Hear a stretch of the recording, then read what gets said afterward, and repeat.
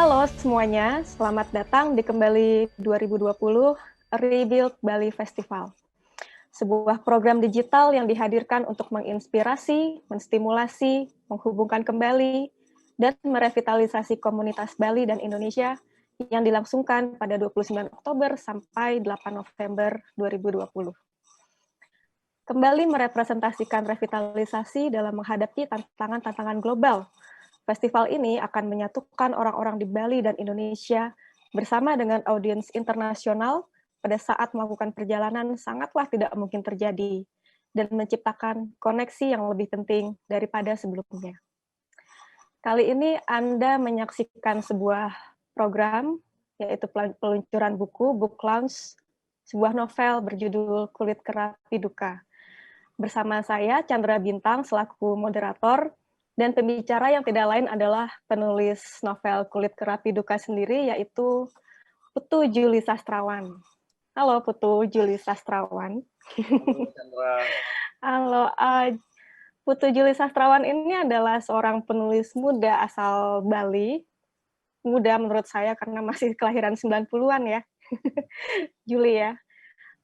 Lahir di Klungkung, Bali pada tahun 1993. Nah, mungkin banyak yang sudah familiar dengan Juli, tapi kita masih penasaran seperti apa sih seorang Putu Juli Sastrawan ini. Silakan Juli memperkenalkan diri. Halo teman-teman, perkenalkan nama aku Juli Sastrawan. Saat ini tinggal di Bali dan yang menulis berkarya di Bali, juga bekerja di Bali. Itu aja. Itu aja. Oke, jadi penampakan novel Juli ini seperti ini, Kulit Kera Piduka.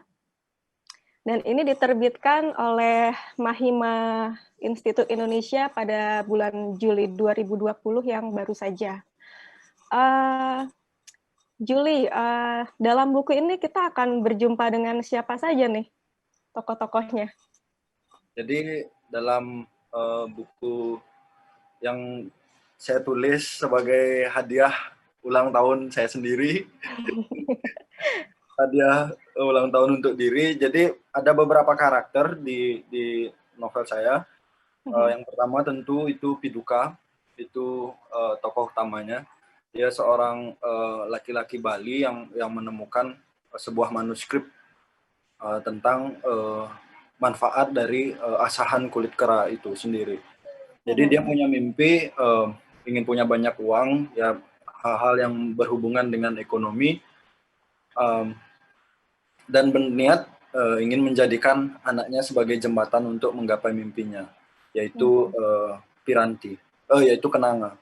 Nah, jadi Kenanga itu adalah anak perempuan yang di sini itu dia menolak untuk dijadikan sebagai jembatan itu. Jadi ketika Piduka menemukan asahan kulit kera, dia ingin mengaplikasikan pada anaknya, tapi si Kenanga ini menolak untuk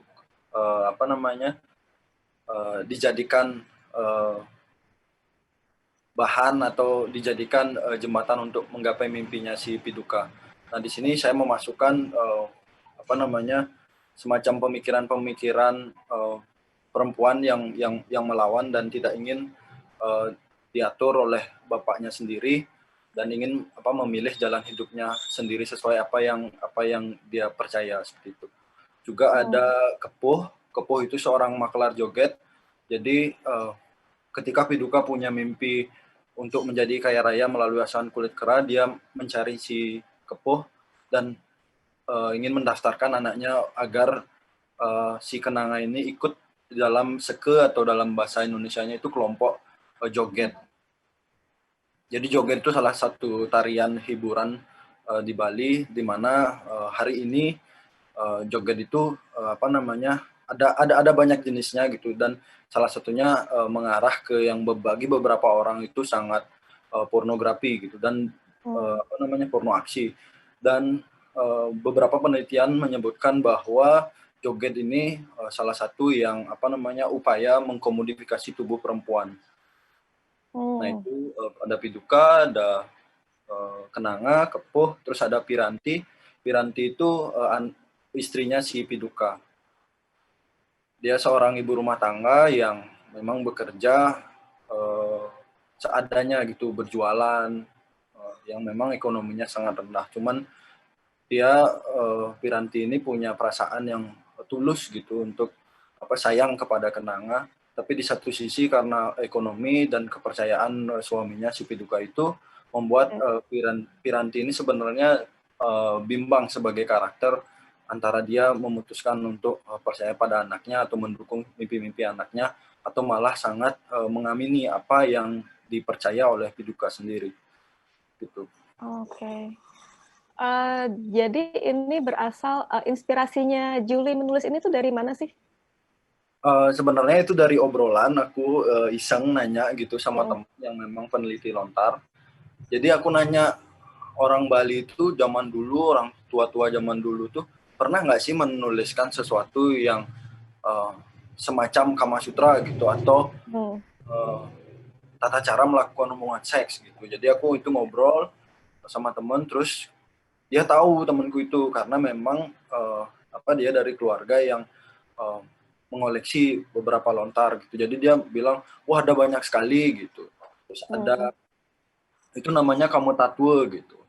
Tata cara melakukan hubungan seks. Nah, kamu tatwe itu dibagi lagi beberapa bagian. Salah satunya adalah Semara Kerida Laksana.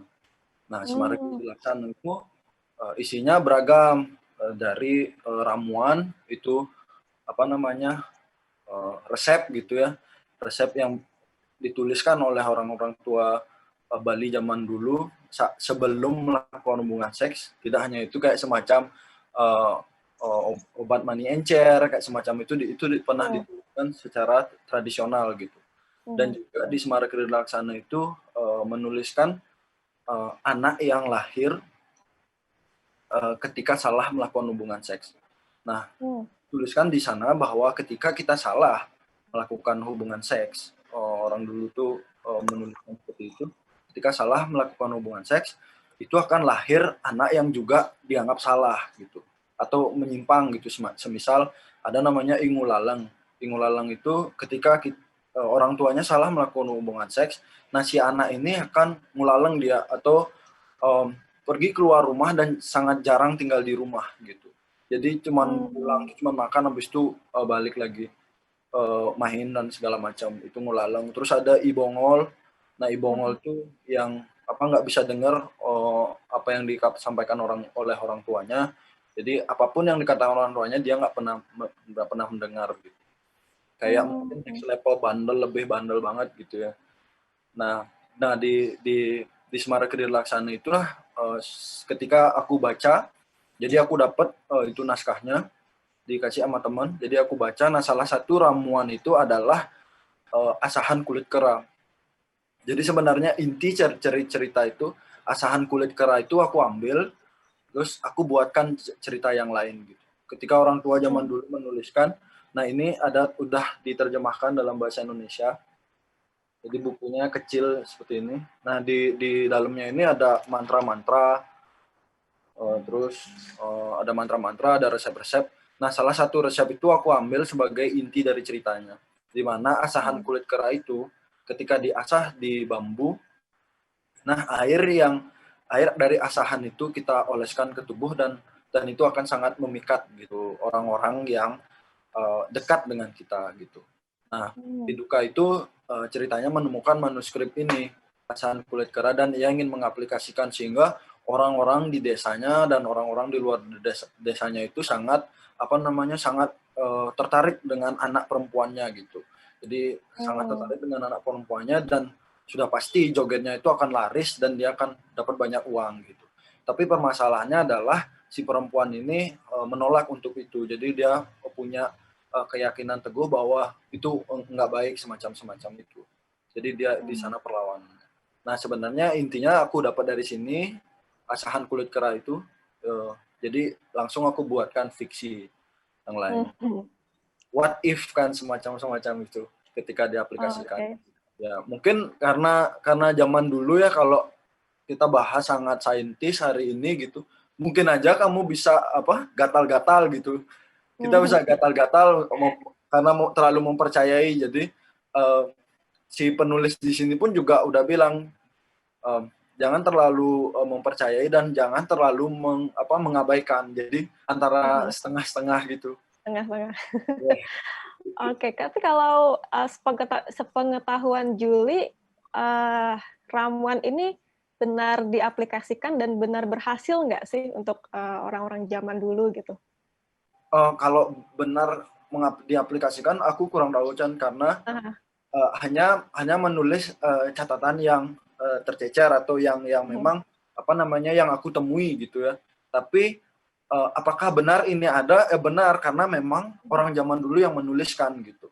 Jadi ada banyak hal sebenarnya yang dituliskan oleh zaman dulu, cuman karena keterbatasan akses, terus pembacaan tentang tulisan aksara Bali, jadi ada sedikit gap di sana, tidak bisa mengerti sepenuhnya gitu.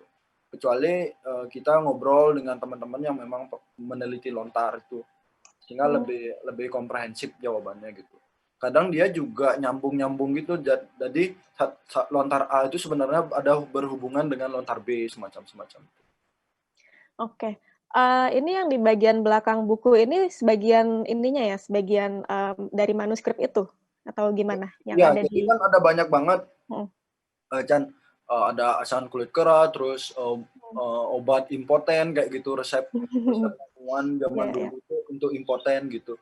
Jadi yang menurutku sendiri membaca hari ini tuh rada aneh gitu.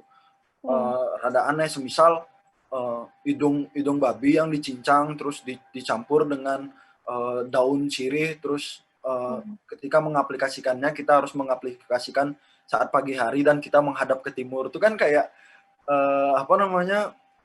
sampai sedetail itu gitu orang tua zaman dulu menuliskannya gitu. Tapi memang dari obrolan dengan teman-teman yang meneliti lontar tuh soal waktu, tempat itu di Bali sangat-sangat berpengaruh gitu. Jadi memang soal waktu dan soal tempat itu memang diperhatikan oleh orang-orang zaman dulu pada saat itu. Oke, jadi ntar ini saya akan coba bacakan saja yang bagian belakang, bagian manuskripnya ya, saya bacakan ya. Obat kelamin laki-laki, bahan, hidung babi hutan, potong dan dipanggang, namun jangan sampai masak atau setengah matang, dimakan dengan kencur, bawang putih, merica, garam yang disangrai. Diminum bersama berem segar dan sudah keluar buihnya. Mantranya diucapkan 3 kali. Oke, ini kalau orang zaman sekarang membaca mungkin agak bikin mengerenyit ya. Mengerenyit ini beneran nih zaman dulu kita bikin-bikin beginian. Padahal ya kalau bukan hanya di Bali ya, mungkin di dalam budaya saya sendiri mungkin ada juga pasti yang seperti ini gitu. Ya, dan kan menurutku aneh gitu ya. Salah satunya yang tadi ada merica gitu. Coba kamu bayangin. Merica kamu taburin itu. Merica, garam, ini menarik banget sih. Jadi kita jadi bisa melihat zaman dulu memang persepsinya yang serba seperti itu memang, dan mungkin sejak zaman dulu yang namanya aktivitas seksual atau masalah kelamin itu sangat-sangat diperhatikan gitu ya. Dari penulisan ini sendiri, Juli butuh berapa lama sih setelah membaca manuskrip? Apakah ada riset yang lain juga? Itu makan waktu berapa lama? Aku itunya pengerjaannya, risetnya tuh 6 atau 7 bulan. Jadi cuman ngumpulin data, terus soal joget. Jadi ngumpulin kayak positif dan negatif. Terus ada yang bilang di komodifikasi tubuh perempuan, ada yang bilang bahwa nggak sah-sah aja, kan itu orang desa dan tidak perlu kita menjadi semacam polisi moral dan sebagainya. Jadi aku habiskan itu 7 bulan dan penulisannya itu total kayak semacam 1 tahun 8 bulanan sih, nggak terlalu lama sih. Ya, karena aku otak-atik lagi habis itu. Ya sebenarnya dia terbitnya Maret gitu. Maret tahun ini? Maret tahun ini, cuman karena kebetulan awal itu pandemi, jadi aku minta untuk tarik dan edit lagi gitu. Nah, ini kan buku ini soal kera ya. Saya sih sebagai pengunjung gitu di Bali sering sekali melihat kera di mana-mana dan bahkan jadi nama jalan, salah satu jalan gitu di Bali. Uh, Menurut orang Bali sendiri kera ini seperti apa sih? Maksudnya bagi orang Bali kera itu apa gitu? Coba ceritakan. Bagi orang Bali, bagi diriku sendiri gitu ya. Oh ya, Tapi boleh. apa namanya, mungkin pendapat-pendapat itu bisa sangat subjektif gitu ya, Cana. Tapi Mhm. kalau aku melihat bagaimana kita di sini melihat kera itu adalah sesuatu yang sebenarnya biasa aja gitu ya. Jadi yang semacam ya dia binatang, cuman di beberapa tempat itu ada tugu-tugu yang memang jadi persembahan gitu. Disembah, maksudnya diberi sesajen dan lain sebagainya. Pun juga ada pendapat kalau di beberapa tempat itu nggak boleh terlalu keras dengan binatang yang memang tinggal di areal-areal pura gitu. Entah itu binatang apa gitu, termasuk kera gitu. Cuman ada salah satu pura di Bali Utara. Nah itu sampai puranya itu kayak di sel gitu, karena kera itu pada turun dan biasanya pemuka adat di sekitar sana tuh bawa kayak ini bambu gitu, biar dia tidak nyerang, kera-kera itu tidak menyerang pengunjung yang datang ke pura gitu. Tapi di orang Bali sendiri melindungi kera ya? Maksudnya apakah itu hewan yang dilindungi atau ya memang bebas-bebas saja gitu, terserah Ya apakah mau ditangkap atau mau dipelihara mungkin gitu? ya Gimana? kalau pendapatku ya dilindungi, karena sempat ada kejadian juga kan yang di Facebook pernah rame itu yang nembak kera dan keranya diginiin. Nah itu Oh, sempat marah juga kan orang-orang karena memang ya itu nggak lucu gitu, maksudku nggak mereka binatang dan salah satunya kamu tidak disakiti oleh mereka gitu. Jadi bagaimana kita memperlakukan kera itu ya menurutku sebagai binatang pada umumnya gitu. Ya yang setauku hari ini nggak ada ini teman-teman atau di lingkunganku yang sampai saat ini berani gitu ya memelihara kera gitu. Mungkin Oke. kalau itu dijadikan tolok ukur gitu, bahwa kera itu masih bebas, ya menurutku itu salah satu contohnya. Tidak ada yang memelihara dan buat apa juga gitu kan menurut. Gitu ya. Oke. Aku kan udah membaca nih novelnya Julie dan cukup sebenarnya tentang seks itu sudah biasa ya di sastra Indonesia ya. Tapi tetap saja ketika aku membaca novel ini banyak hal-hal yang mengejutkan.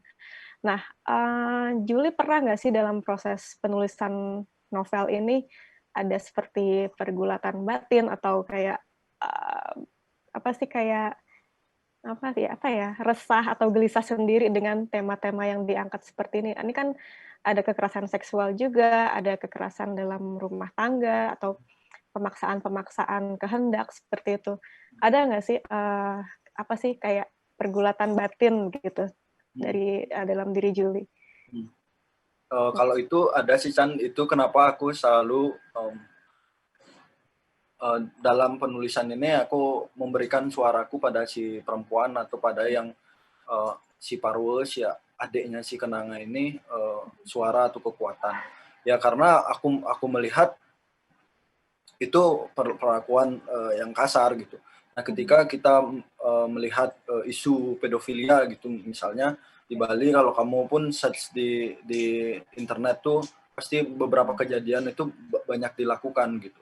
Dan beberapa kali pernah dituliskan. Cuman kan yang aneh adalah ketika si pelaku kekerasan seksual itu memberikan uang, beras, segala macam pada keluarganya itu, seakan-akan ketika si pelaku itu melakukan hubungan seks pada anaknya itu, si orang tua malah mengamini karena dia baik gitu. Jadi sudah dibantu segala macam gitu.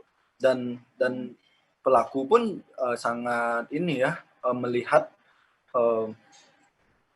keluarga itu sangat oh ini kurang dari sisi ekonomi, jadi perlu dibantu sisi ekonomi, sehingga dia semacam berhutang budi si orang tua gitu.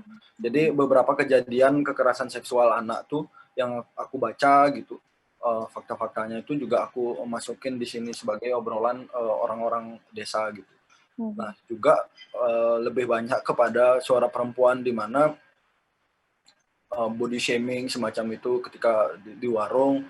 Jadi aku memberi kekuatan pada si perempuan ini untuk melawan, dan itu bukan hal yang sangat wajar gitu. Cuman kan hari ini gitu ya sangat banyak kita temui gitu kejadian-kejadian yang seperti itu, yang memang mungkin maksudnya bercanda, tapi kan itu nggak lucu banget gitu. Jadi ada anggapan bahwa orang pantat gede itu, kenapa aku tulis kenanga itu kadang dipanggil gek dolong. Dolong itu angsa dalam bahasa Bali, karena memiliki pinggul besar gitu. Semacam yang mungkin bagi sebagian orang adalah candaan gitu ya, tapi candaan yang nggak lucu. Tapi aku ini masukin suara ke si kenang ini untuk melawan. Ya. Sebenarnya banyak yang pengen aku bahas sih di dalam masalah kekerasan seksual, masalah pembiaran kejahatan seksual seperti yang dituliskan oleh Julie dalam novel ini. Seperti pada saat percakapan dua orang mengenai seorang perempuan penari joget yang katanya dikeroyok karena tidak mau tidak mau melayani gitu ya. Dikeroyok dan tubuhnya ditindih seperti suami menindih istri di kamar, begitu yang Julie tuliskan kalau tidak salah. Ini bikin aku, terutama yang sudah membaca ini, agak sangat realistis ya. Semua kejadian yang Julie tuliskan itu sangat realistis. Seolah-olah karena sudah membayar, kita boleh, seolah orang bisa sewenang-wenang terhadap tubuh orang lain gitu. Apalagi seorang penari yang sudah dicap sebagai ya memang harus melayani konsumennya seperti itu, melayani penontonnya. Seolah dengan begitu semua bisa dibenarkan, termasuk pemaksaan seksual seperti itu. Ya karena kayak semacam orang tuh menganggap diri benar gitu ketika memberi uang, terus dia bebas untuk melakukan apapun gitu ya, entah itu sama penari atau orang lain. Dan ini bisa kamu temui di mana aja sebenarnya kalau cari di internet, dan mungkin kalau yang udah pernah melihat nggak bakal kaget gitu. Tapi kan yang awal-awal gitu melihat atau baru-baru melihat joget itu juga bakal kaget, ada tarian seperti ini ya gitu. Karena juga yang memberi uang itu, yang pengiping, yang menari mengiringi si perempuan itu merasa dirinya benar gitu, karena membayar gitu. Dan dulu di awal-awal adanya joget itu juga si raja ketika memiliki penari joget itu tuh kalau udah ngasih uang itu udah boleh ya, kamu boleh, ayo kamu boleh, kayak gitu. Jadi fenomena yang Julie tulis dalam novel ini adalah fenomena real yang bikin geram, dan sudah sewajarnya semua orang marah, terutama nggak usah perempuan deh, laki-laki juga pasti berasal dari perempuan, itu pasti sudah sepantasnya marah dengan pemaksaan seksual terhadap perempuan seperti itu. Tadi ada satu poin juga yang Julie katakan sebelumnya tentang candaan gitu ya, yang di novel kenanga berpantat besar dan segala macam. Candaan itu juga kan candaan berbau seksual itu sudah sering diterima oleh baik laki-laki atau perempuan, dan dibiarkan begitu saja karena candaan begitu. Padahal yang namanya ya candaan yang jokes-jokes yang berbau seksual itu sudah termasuk ofensif ya sebenarnya ya. Ini juga yang harusnya kita evaluasi lagi dalam kebudayaan kita, dalam kemasyarakatan kita, cara kita bergaul segala macam. Nah, sekarang kita pengen masuk ke karena nggak semua Kenapa? orang kan maksudnya senang Iya. dikatakan seperti Heeh. itu. Mungkin bagi sebagian Iya. orang tuh senang karena dia merasa, "Wih, kamu seksi," Mhm. segala macam gitu. "Pantatmu Iya. besar," "Oh ya aku senang," gitu. Ya mungkin bagi Mhm. sebagian orang gitu ya, tapi bagi sebagian lain kan Iya. itu nggak lucu banget dan bukan pujian juga gitu. Mhm. Ya, bagi sebagian orang mungkin itu malah, menyinggung ya, jadi, membuat tidak nyaman gitu, membuat rasa tidak nyaman. Oke, aku pengen ngobrolin soal jogetnya nih. Mhm. Eee, Joget itu kan kalau ya maklum aku, membacanya dari sudut pandang, general gitu ya, joget itu tarian secara umum, tapi, joget yang dimaksud dalam novel Juli ini joget bumbung atau bukan? Atau Iya, ada salah satu bermacam-macam? salah Salah satunya itu satunya joget bumbung ya? Oke, tapi, dalam prakteknya ada berbagai macam ya, Juli ya? iya karena Tidak apa cuma namanya, joget yang itu saja? joget yang bagaimana, Chan? Ya kalau umpamanya joget seperti joget bumbung gitu ya, atau joget Mmm. sinetron gitu, atau joget yang Mhm. memang, proses menarinya itu ada semacam, apa, bersentuhan gitu, badan gitu. Nah itu juga, Mhm. tergantung si pengibeng gitu atau si si cowok yang menari, mengiringi si perempuan gitu. Nah ada yang memang karena kan, apa ya, hasrat manusia itu kan sangat purba gitu ya, misalnya hasrat bonobo soal Iya. seksual hadir Mhm. gitu. Jadi kerap, apa Mhm. namanya, saat proses ngibeng itu ya memang, memegang, apa, Mmm. eee, yang tubuh, apa, tubuh sama tubuh kita sangat berhadapan gitu.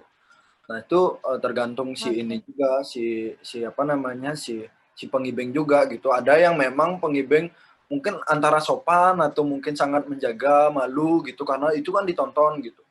Jadi Mhm. ada yang memang sangat jarak Mhm. jauh kayak memang, mengiringi tarian-tarian, tariannya aja gitu.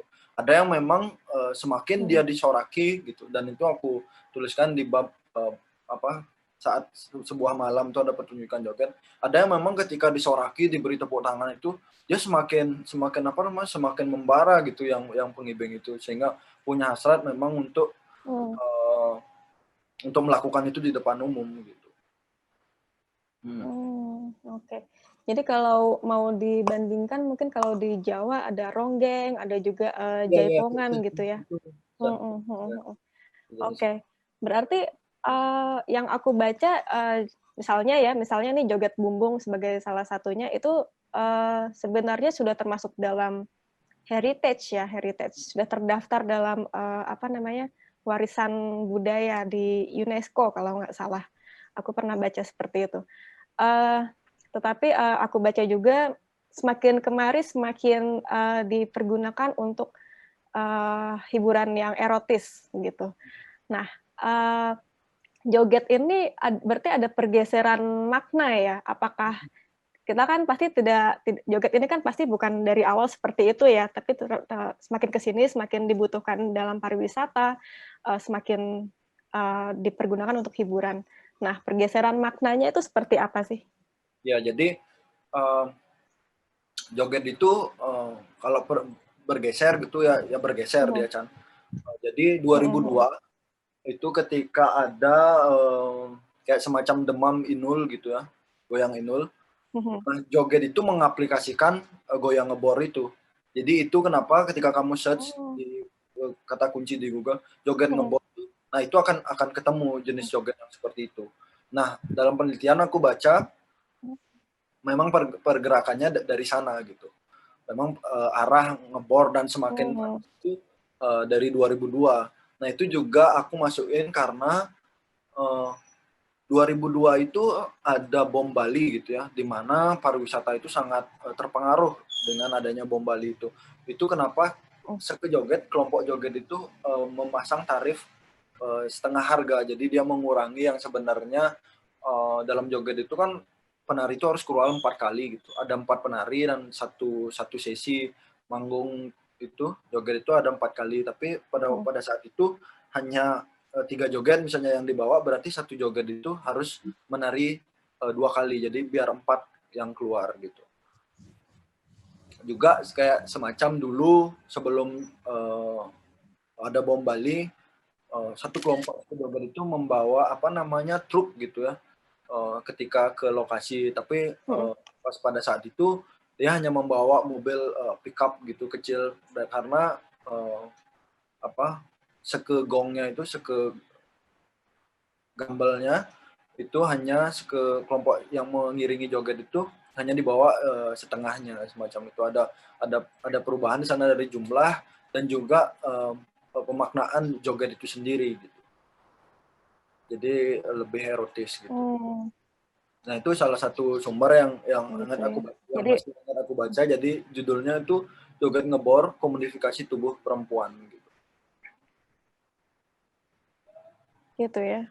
Berarti memang mengikuti apa ya, kebutuhan orang-orang ya. Orang-orang pengen melihat yang seperti itu ya, akhirnya diubah menjadi yang diinginkan itu ya. Dan karena memang sebenarnya di awal itu jogetnya itu cuma tarian hiburan gitu kan. Jadi setelah dari ladang gitu, tidak ada kerjaan lain ya memang dari kita joget di sawah gitu, dan gambalnya itu dari mulut gitu. Tapi seiring berjalannya waktu itu juga ada unsur-unsur pornografi itu. Meskipun ketika kita bicara soal hasrat gitu ya, karena kan sudah di dalam diri dan udah zaman dulu. Cuman ya yang kentara berubah itu adalah bagaimana tingkah pola penari joget itu. Ya. Dan aku percaya itu bukan kehendak perempuannya sendiri gitu, bukan kehendak dari dirinya datang sendiri, bisa aja kan dari makelar jogetnya atau bisa dari kelompoknya gitu. Kurang hot gitu, atau apa mungkin istilahnya kurang bagus nih performnya, kayak semacam itu, atau bahkan mungkin si penontonnya yang menghendaki, jadi dia tidak mencari penari joget yang tidak ngebor, atau yang tidak mencari penari joget yang hot bagi dia, karena nggak seru gitu, karena nari-nari biasa tuh nggak seru gitu kan. Itu bisa dari beberapa sisi sebenarnya dilihat. Ya, benar. Oke. Menarik banget sih kalau aku sebenarnya pengen banget tahu, melihat langsung jogetnya seperti apa, tapi itu bisa aku lakukan kita semua bisa lakukan itu di YouTube lah ya. Oke, selanjutnya aku pengen ya, aku udah pernah lihat sih yang satu itu yang memang sedikit sugestif gerakannya, dan reaksi dari yang pengibingnya itu juga sangat-sangat ya menjurus ke seksual. Kita semacam karena nggak terlalu erotis, jadi penari joget itu ditarikan oleh orang luar Bali gitu, yang memang lebih bisa apa namanya lebih panas gitu di panggung joget gitu. Jadi ada semacam apa namanya isu-isu di masyarakat bahwa oh ini jogetnya nih dari pulau ini nih baru lebih panas gitu, orang Bali itu nggak terlalu gitu. Jadi sempat ada semacam pergerakan ekonominya lebih ke penari joget yang bukan orang Bali, semacam itu. Ya. Gitu. Oh, oke. Semua pasti penasaran nih, apa isinya novel ini apa sih? Jadi kalau bisa Juli kasih bocoran sedikit beberapa paragraf yang bisa dibacakan, silakan. Oke. Di paragraf awal mungkin Chan ya.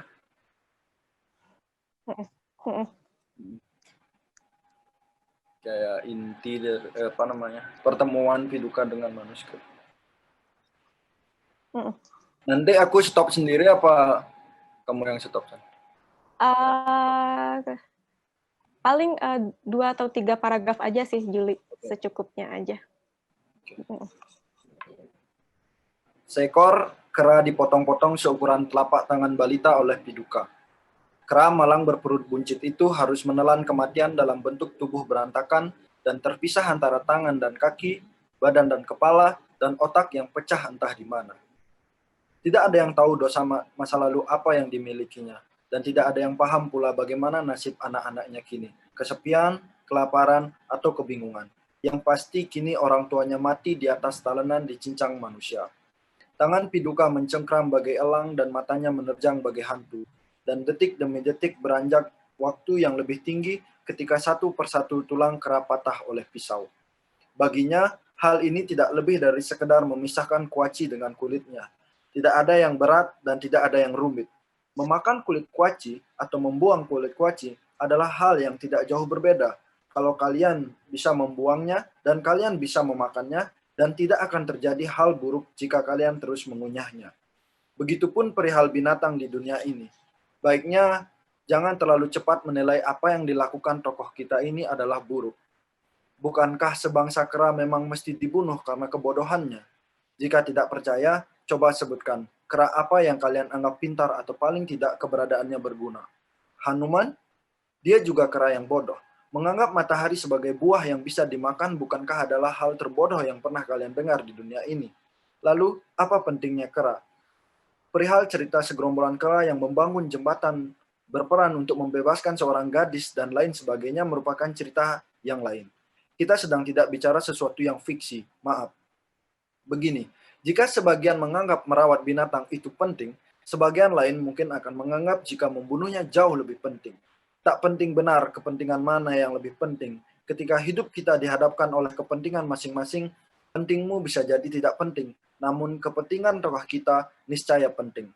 Oleh sebab itu, kepentingan-kepentingan yang tidak berdasar atas kepentingan tokoh kita merupakan sesuatu yang dalam tanda kutip tidak penting. Terima kasih. Oke. Tak penting benar kepentingan mana yang lebih penting ketika hidup kita dihadapkan oleh kepentingan masing-masing, pentingmu bisa jadi tidak penting. Namun, kepentingan tokoh kita ini niscaya penting. Ini mungkin yang jadi apa ya, kita bisa melihat bagaimana Piduka ini pasti memiliki motif atas tindakannya. Dan motifnya itu adalah mencari kekayaan, gitu kan. Makanya dia ingin mengeksploitasi anaknya, Kenanga, untuk menjadi seorang penari joget yang akan mendatangkan pundi-pundi untuk dia dan keluarganya. Ya. Dan Nah, juga dendamnya melihat sama keluarga yang sebelumnya. Jadi dia adalah orang yang berkasta, tapi karena diperlakukan tidak wajar dan adil, dia merasa ingin keluar dan ingin menunjukkan bahwa ketika aku tidak di rumah itu, aku bisa menunjukkan pada kalian bahwa aku baik-baik saja dan bahkan lebih kaya dari sebelumnya. Iya, berarti kita juga melihat ada masalah kasta juga di sini ya, yang dia ingin dia direndahkan dan dia ingin membuktikan diri bahwa aku bisa mendapatkan apa yang lebih dari yang orang lain punya, begitu. Aku mengaitkannya dengan masa pandemi sekarang sih sebenarnya, di mana banyak terjadi pemutusan hubungan kerja, PHK, maka yang aku baca adalah kekerasan dalam rumah tangga, terutama kekerasan terhadap anak itu meningkat pesat seiring dengan bertambahnya jumlah karyawan yang di PHK begitu. Menurut Julie, apakah memang faktor ekonomi itu yang utama dalam hal kekerasan, terutama kekerasan dalam rumah tangga? Gimana? Itu kan sangat struktural menurutku ya, maksudku salah satunya gitu ya, ya dimana ketika susah itu nggak ada jalan pilihan lain ya dengan cara berupaya untuk ini apa namanya dalam tanda kutip memanfaatkan anak-anak sendiri untuk membantu bekerja dan paling tidak tidak tidur di rumah gitu atau menyumbang tenaganya bahkan untuk hal lain gitu. Ya. Dalam novel ini Kenanga juga berarti menjadi korban kekerasan dalam yang dilakukan oleh ayahnya sendiri. Bahkan sebelum kekerasan fisik itu terjadi, kekerasan mental itu sudah berkembang dalam rumah itu dan sudah menekan sedemikian rupa.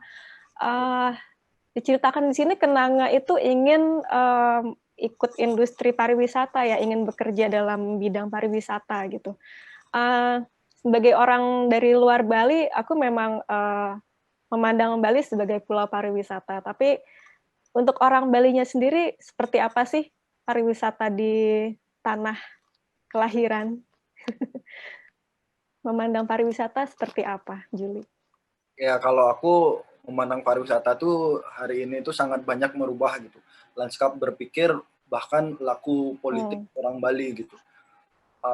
Ini juga aku kaitkan sama isu yang Hmm. kemarin gitu, ngobrol-ngobrol bahwa sebenarnya ada yang beranggapan bahwa aksi kemarin itu nggak dilakukan oleh orang Bali gitu karena cita orang Bali itu santun, Hmm. harmonis gitu, ramah segala macam. Nah itu kan adalah warisan-warisan rezim kolonial ya yang apa namanya direproduksi hari ini gitu oleh negara sehingga kita tuh dinina bobokkan dengan sikap apolitis dan tidak berani berkonflik gitu karena anti kekerasan. Hmm. Apalagi melihat pariwisata Bali hari ini yang 70% itu penghasilan Bali itu adalah pariwisata.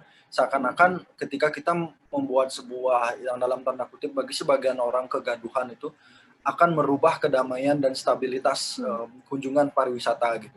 Sehingga ketika ada aksi ini, sebenarnya yang aksi inilah, orang-orang inilah yang berpengaruh turunnya pariwisata Bali sehingga tamu-tamu tuh enggan datang ke Bali, takut datang ke Bali kayak semacam-semacam itu.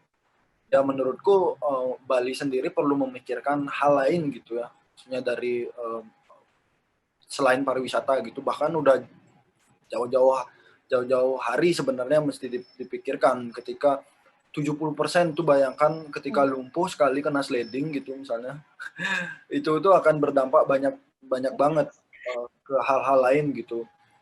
Jangankan yang pandemi yang bahkan itu ribuan orang di salah satu kabupaten pun harus di apa namanya dirumahkan gitu. Bahkan ketika Gunung Agung tuh erupsi pun itu sangat sangat berpengaruh dan ya semacam promosi-promosi pariwisata itu kan sangat gencar dilakukan pada saat-saat itu gitu.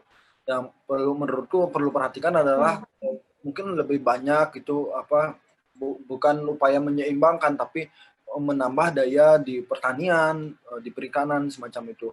Karena sempat ada kejadian tomat itu nggak dipanen oleh petani karena harganya 500 rupiah per kilo gitu. Nah ini kan sebenarnya ketika pandemi ini pemerintah tuh bisa Hmm.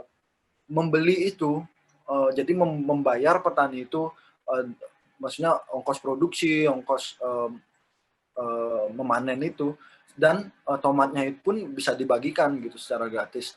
Maksudnya cara-cara subsidi yang bisa dilakukan seperti itu sih menurutku hal ini. Dan memang pariwisata tuh Benar. merubah banyak hal gitu di Bali gitu, privatisasi pantai sehingga susah gitu akses orang-orang untuk ke pura dan bahkan um, karena itu milik diprivatisasi jadi pantainya yang biasa kita pakai main bola gitu di sebelah sana kita harus minggir karena ada larangan karena ditaruh kursi sehingga segala macam gitu. Ya banyak banyak banyak merubah juga dan mungkin ini apa namanya bisa Hmm. jadi bagi sebagian orang tuh yang mengamini bahwa 100% dan memang pariwisata tuh bagus di Bali gitu. Mungkin apa yang aku katakan tuh bagi Hmm. mereka tuh adalah hal yang dalam tanda kutip tidak mempromosikan Bali secara bagus gitu atau apa yang aku tulis tuh Ya. tidak Oke. mencitrakan Bali sebagai seperti yang di kartu pos gitu yang indah segala macam nyaman orangnya ramah selamat pagi dan sebagainya seakan-akan tidak pernah ada konflik atau isu-isu besar yang terjadi bahkan eh, apa namanya secara sengaja untuk disembunyikan seperti itu menurutku ya menurut teman-teman mungkin beda. Hmm. Oke, deg-degan ya sebagai orang Bali menceritakan realita di sana. Tadi ada satu yang menarik perhatianku sih soal bagaimana pariwisata itu mengubah uh, lanskap berpikir masyarakat. Nah, pariwisata untuk sebuah negara itu kan aset ya, sebagai sesuatu yang harus ditunjukkan apa yang bagusnya, nilai-nilai lebihnya. Tetapi jarang kita menemukan bahkan mewacanakan bagaimana sih dampaknya terhadap masyarakat, bagaimana sih masyarakat yang berada dalam situs pariwisata ini terdampak kesehariannya. Nah, menurut Julie sendiri di Bali apa saja sih dampak pariwisata ini buat orang-orangnya untuk kesehariannya, entah cara berpikir, entah aktivitas dan sebagainya. Oke. Yang paling kontekstual untuk hari ini gitu ya isu yang kemarin yang soal Omnibus Law tuh bagi beberapa orang tuh kita nggak perlu ribut-ribut soal itu gitu. Kita bisa melakukan aksi damai sehingga bule itu bahkan tidak takut untuk datang ke Bali semacam itu. Nah, kenapa aku mengatakan bahwa pariwisata itu banyak mengubah lanskap berpikir entah politik orang Bali itu karena salah satu warisan mungkin ya dari kolonial itu adalah yang menganggap kita ramah gitu. Wah, orang Bali itu ramah gitu. Ya orang Bali yang mana kan gitu kan maksudnya ada banyak orang gitu. Tapi kan itu cara-cara warisan-warisan yang diwariskan gitu oleh kolonial sehingga kita seakan-akan mengamini itu. Kita ini orang yang suka dengan keharmonisan, kita adalah orang yang ramah, sehingga kita jarang untuk berkonflik atau enggan untuk berkonflik, ya diam-diam aja gitu. Sehingga, nah ini kan bagi rezim ini sangat bagus gitu. Sikap apolitis itu kan yang adalah kekuatannya penguasa gitu, sehingga gampang itu masuknya gitu. Tapi kan secara tidak langsung bahwa Bali ini memang ada banyak kekerasan gitu. Isu 65 yang di Bali juga sangat besar gitu. Tapi kan karena sikap tidak ingin berkonflik, menganggap semuanya baik-baik saja itu, dan menjaga agar pariwisata tetap laku gitu, kita enggan untuk ribut. Ya apakah semua sekarang warisan kolonial itu buruk gitu? Ya ada yang bagus gitu. Salah satunya mungkin tradisi sati gitu ya, di mana dulu Belanda tuh nyetop pada tahun 1905 kalau nggak salah, tradisi sati di mana perempuan itu membakar dirinya ketika laki-lakinya itu meninggal gitu. Jadi dia sebagai wujud kesetiaan dia juga ikut membakar dirinya. Nah, itu juga terjadi pada budak gitu ya. Ketika seorang raja meninggal, jadi budak selir-selirnya itu juga ikut menceburkan diri ke bara api. Nah, itu udah diberhentikan oleh Belanda juga. Nah, ya itu salah satunya yang bagus gitu ya. Sebenarnya kan ada hal-hal lain yang kayak semacam pulau surga, semacam surga yang semu gitu. Ya. Oke, dalam novel ini kita membaca Kenanga ini ingin bekerja di bidang pariwisata, tetapi orang tuanya itu menolak. Nah, aku membaca ini sebenarnya adalah suara dari sebagian masyarakat Bali sendiri terhadap pariwisata begitu. Ada penolakan terhadap pariwisata. Nah, kejadiannya sebenarnya seperti apa sih? Ada penolakan ini? Bisa diceritain sedikit nggak, Juli? Sebenarnya bukan penolakan ya, kayak nyinyir gitu sama pariwisata, karena sebagian orang menganggap itu yang 100% menghasilkan gitu. Maksudnya ini pekerjaan yang bagus, menghasilkan uang cepat dan lain sebagainya. Tapi bagi sebagian orang itu juga ada dampak buruknya gitu untuk kelangsungan pertanian segala macam, sehingga sawah yang dulunya hijau gitu terus sudah masuk villa, sehingga kan rusak gitu di lingkungan itu sendiri. Nah, itu karena kita enggan berkonflik, diam-diam aja ya gampang gitu, udah jual sawahmu untuk pariwisata segala macam. Dan udah berat juga karena aku tinggal di selatan kan, Bali Selatan, dan kalau lihat jumlahnya ya udah sangat berat di selatan, segala macam hotel, meskipun secara jumlah padahal sudah di stop sebenarnya gitu. Jadi nggak rata. Itu kenapa novelku itu hanya di utara dan selatan, karena salah satu perbandingan aja sih. Meskipun di kiri dan di barat juga hampir sama, nggak rata gitu. Jadi hanya berfokus di selatan untuk pariwisata, ramenya di selatan. Ramenya di selatan ya. Oke. Jadi si Piduka ini melarang Kenanga untuk bekerja ke selatan, untuk mengikuti jejak ya industri pariwisata atas nama tradisi kalau tidak salah. Aku baca di sini dia menahan Kenanga untuk menjadi penari joget atas nama tradisi, untuk melanggengkan tradisi yang memang sudah ada gitu. Menurut Julie sendiri, bagaimana sih kita bisa melihat tradisi dan budaya secara umum gitu? Apakah menerima apa adanya atau harus kita evaluasi lagi? Ya kalau menurutku sendiri ya perlu dievaluasi gitu. Karena sebenarnya Piduka itu kan ngejuk sebenarnya dia seolah-olah bicara soal tradisi, kita harus menjaga tradisi ini gitu. Dan dia mengatakan itu pada Kepuh yang menawarkan uang gitu. Jadi ada ironi dia bicara menjaga tradisi, tapi alasan dibalik itu adalah karena kembali lagi soal uang gitu. Jadi ketika ada uang, kamu bisa seolah-olah berbicara soal menjaga tradisi dengan baik gitu. Tapi dalam konteks ini, ketika pertanyaan ke aku, mungkin menurutku adalah mengevaluasi gitu ya, dan bahkan menghapus yang memang sangat merugikan banyak orang gitu ya. Contohnya mungkin yang tadi aku sempat singgung sedikit soal sati itu, tradisi sati kan memang itu sangat tidak menguntungkan perempuan seperti itu.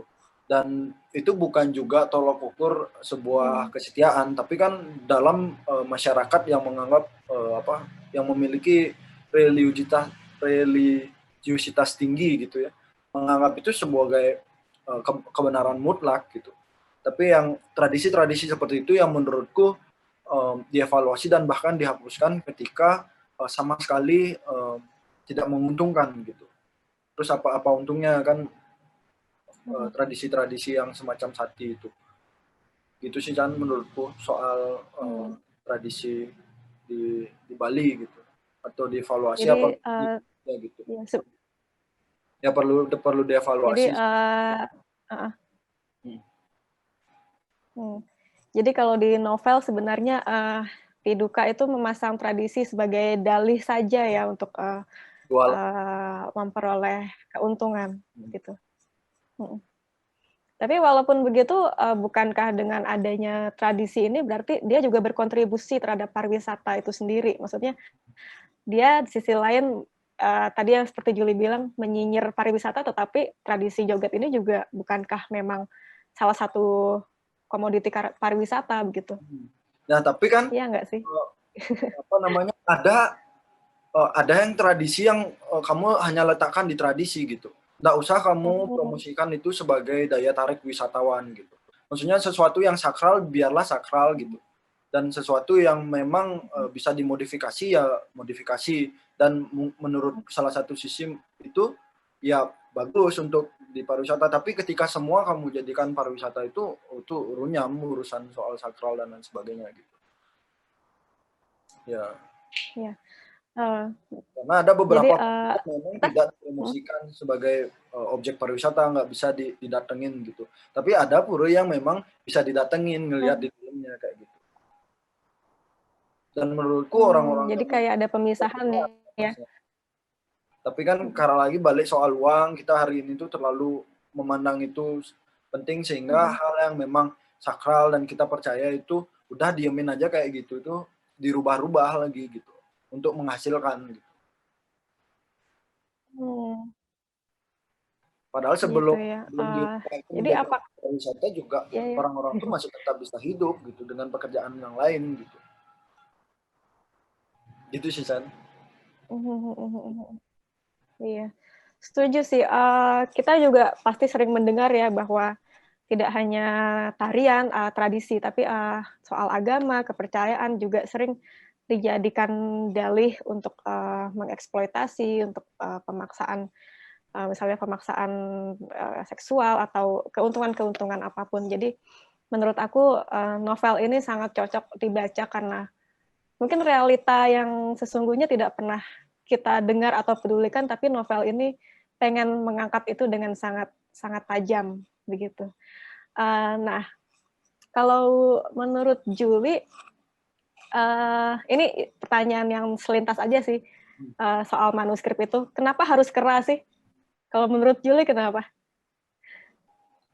Mungkin yang paling dekat sama Kenapa ini, kera yang dijadikan ramuan? paling dekat sama manusia gitu kali ya. Dan mungkin di antropolog kera itu bukan, itu babi sih sebenarnya kalau di antropolog. Mungkin karena kedekatan kayak merasa kera itu lebih menyerupai manusia sehingga oh ini coba diaplikasikan gitu. Nah, itu yang menurutku kurang dari naskah itu adalah manuskrip itu adalah alasan gitu. Kayak nggak ada alasan saintifik sama sekali yang mungkin bisa kita telusuri hari ini gitu.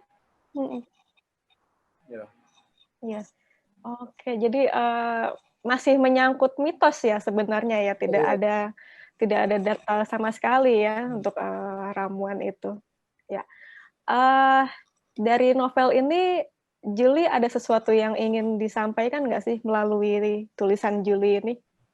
Ya, yang ingin aku sampaikan sih sebenarnya maksudnya tendensi gitu ya, menulis ini tuh kayak aku memberi pada perempuan atau pada siapa aja sebenarnya, sama Parwo juga anaknya sini, untuk memilih jalannya mereka sendiri gitu. Mereka belajar, berpikir, dan ya aku percaya ya perempuan dan siapa aja sama gitu, manusia yang bisa berpikir juga bisa menelaah dan bertanggung jawab atas pilihan-pilihannya gitu. Dan menurutku sah-sah aja ketika siapapun untuk memilih jalan hidupnya sendiri gitu, tanpa perlu aturan atau kekangan, entah itu adat atau bahkan skup terkecil dari negara yaitu keluarga itu sendiri gitu, menurutku. Ya. Tema novel ini sebenarnya juga nggak jauh dengan rumah tangga dan rumah ya. Di mana rumah seharusnya adalah tempat kita merasa nyaman, tempat kita merasa aman, dan tanggung jawab orang tua itu melindungi anak-anaknya, tetapi kenapa atas dorongan ke ekonomi malah mengeksploitasi anak-anak mereka begitu. Menurut Julie, bukan menurut Julie, yang ingin Julie sampaikan apa sih melihat fenomena seperti ini?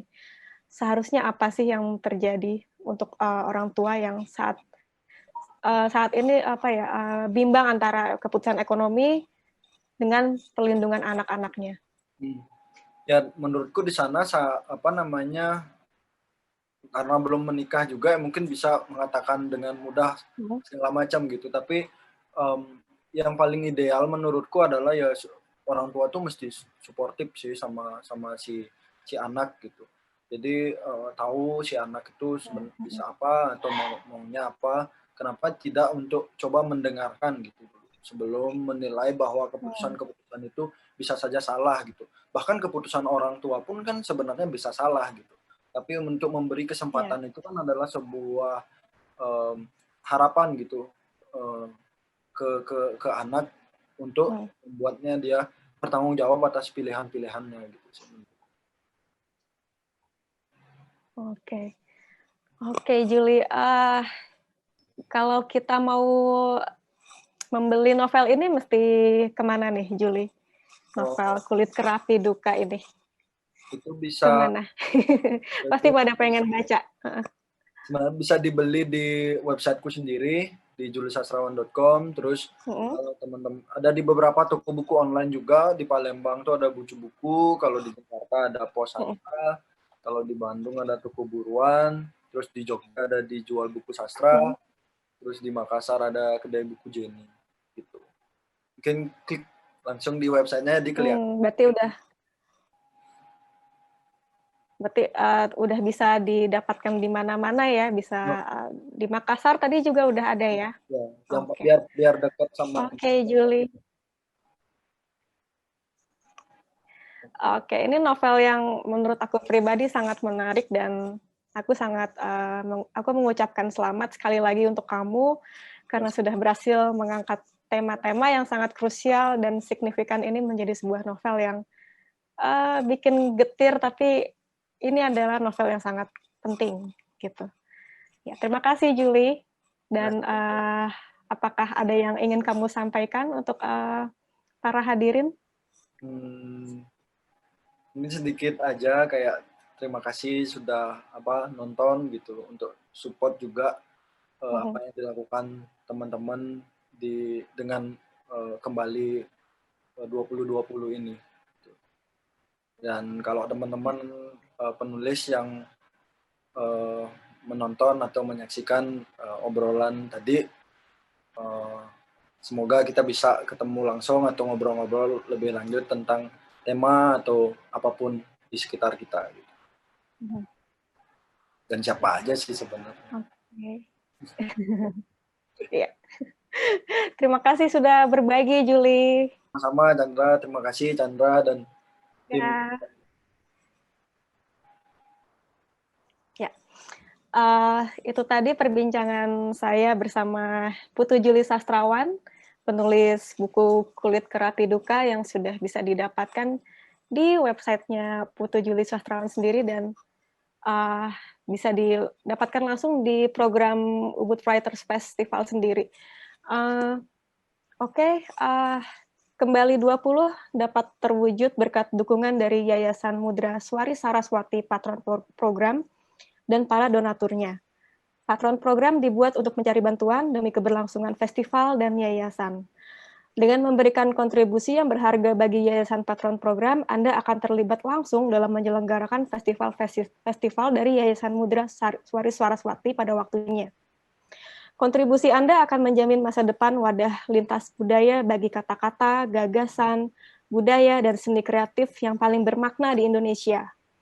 Ikuti @ubudwritersfest di Instagram, Twitter, dan Facebook, atau kunjungi ubudwritersfestival.com untuk mendapatkan informasi lebih lanjut mengenai patron program.